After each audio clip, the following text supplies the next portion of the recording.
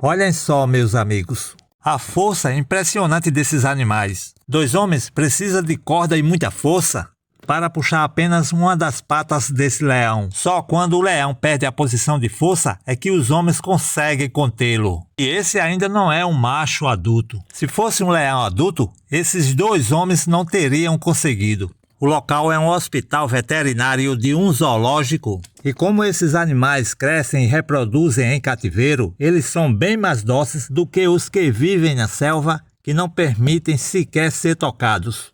E é só através da sedação que os veterinários conseguem examiná-los com extrema segurança. E apesar de serem fortes, eles adoecem porque se exercitam bem menos do que aqueles que vivem na natureza. Em compensação, no zoológico, esses animais têm bastante assistência de saúde, enquanto os que vivem na vida selvagem prevalecem a lei do mais forte.